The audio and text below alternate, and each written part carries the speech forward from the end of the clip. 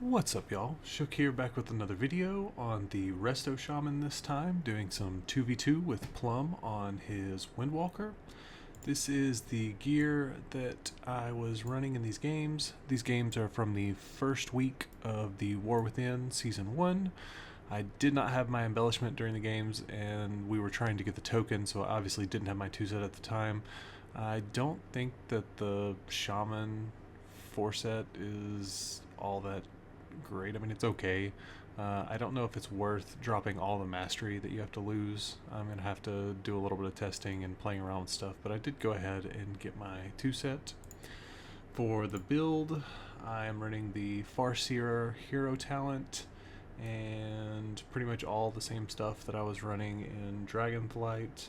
I am running this talent, where is it? Reactive warding. So when you refresh Earth Shield, your target is healed for 80,000 for each of the Earth Shield stacks that they're missing, and for Water Shield it refunds 5,000 mana for each of the Water Shield stacks that they're missing. So I was trying to get used to that in most of these games. I'm gonna have to make like a weak aura or something to basically notify me whenever I'm getting to like 2 stacks or something, because it was kind of hard to see on some of them. But yeah, that's it for the build. Let's get into the games. So this first match is against a Fury Warrior and a Disc Priest. This was a very, very, very popular comp for whatever reason during this queue session. So the Shaman actually had one of the worst win-loss ratios of all the healers when we were climbing to 1600 to get the tokens on every healer. I think Shaman is really good. I think it's like 3rd place on the heals, but we just ran into a ton of Fury Warriors and it was really tough to deal with. I started taking Burrow versus them and it made things a little bit easier. So you can see here, I'm just trying to, kite this guy, and he used his trinket on Lightning Lasso. He kicked into Spirit Walker's Grace in the pure Zug fashion. I'm going to sprint away here and get as far away, like LOS him as I can. He still has Heroic Leap, so there he goes. He's going to use Heroic Leap, charge to me. Plum's going to go over here and root him the best he can. You can see how much HP I just lost from that. So right here, I'm at 2 stacks on the Earth Shield. I really need to refresh Earth Shield, but I think it's going to fall off. And it does in fact fall off, so that would be where a weak aura would be really nice. Just, a little notification to let me know, hey, refresh Earth Shield, because that would have been like almost a million heal with only 2 stacks. Not quite, but right here, Plum does get feared into a bad spot. I go around the corner to dispel him, but it means the warrior can reconnect to me. I'm going to lightning storm him, try and get around the corner. He's going to heroic leap again. He has Avatar for 2 more seconds. I'm going to root him, get around the corner, and I'm just trying to tool him the best that I can. I have 9 seconds left on static field.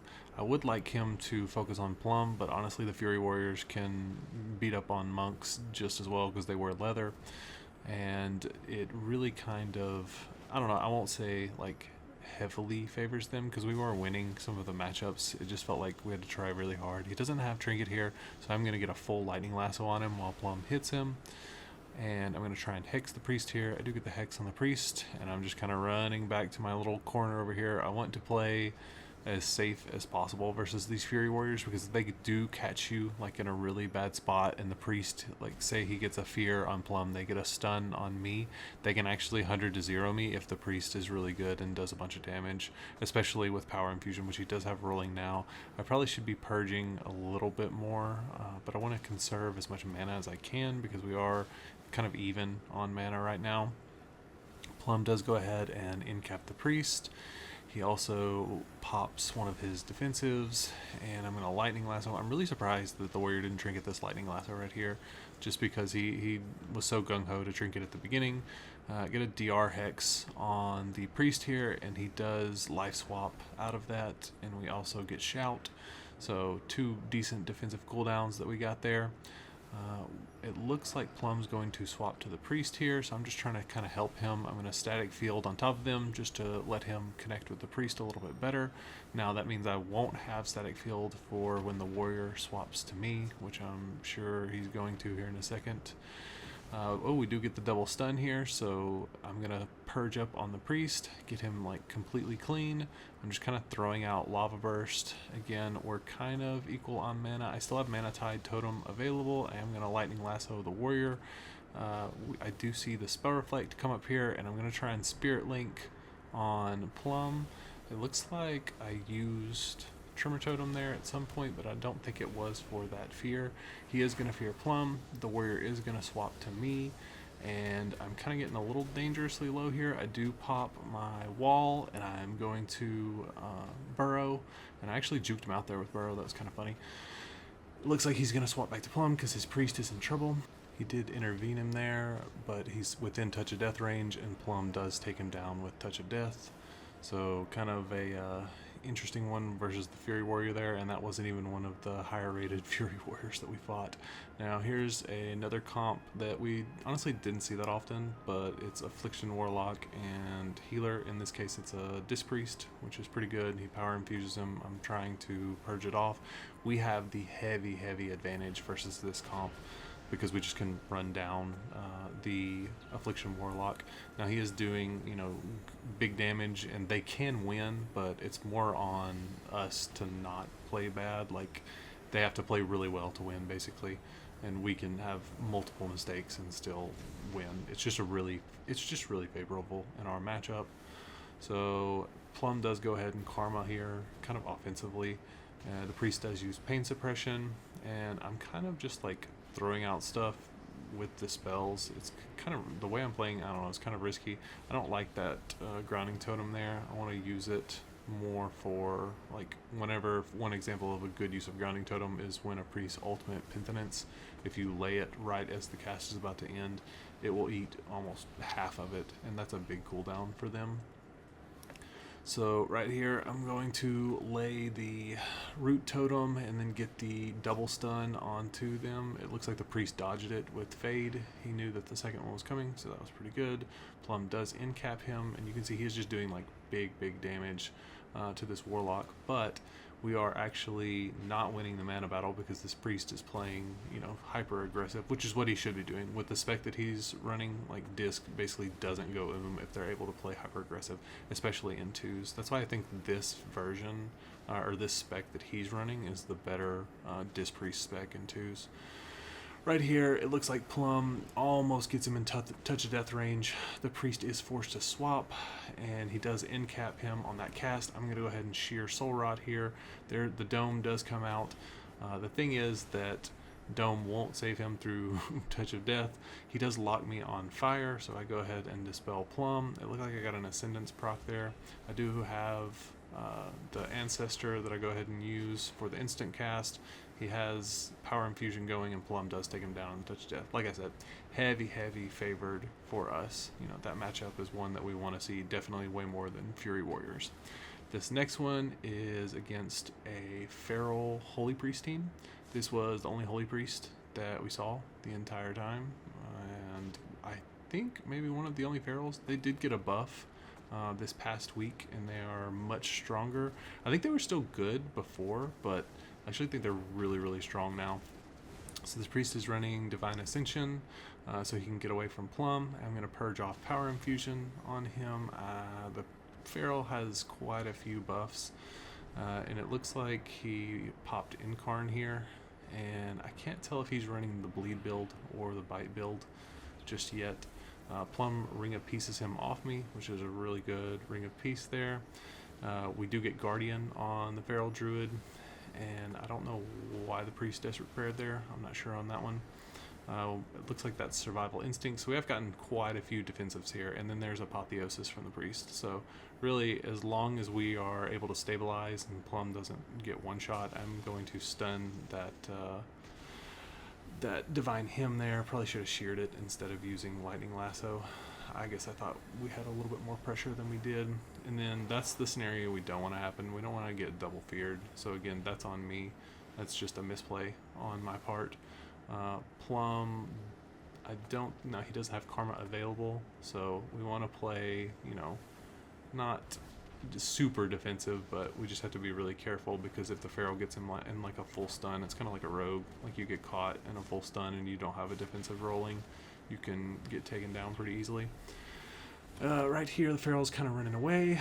We're going to swap to the Holy Priest. He's going to use his angel form. So what I want to do is make the Feral LOS if I can. I'm going to sprint away over here, but he's going to basically, he knows not to run away from his priest. So good heads up play by him. Feral is going to, oh, he gets gripped while he's trying to clone me. It looks like we are ahead on mana, and I do still have Mana Tide Totem available. Priest uses Guardian there, and it looks like he used Desperate Prayer again. I don't know, maybe that's a talent that I'm just unaware of.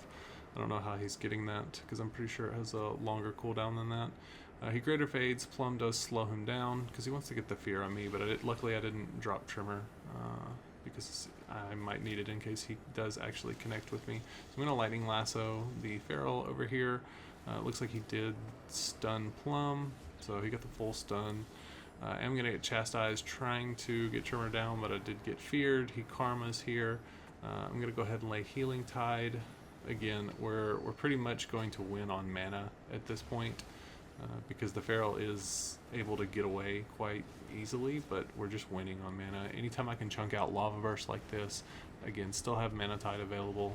I should probably go ahead and lay it at this point.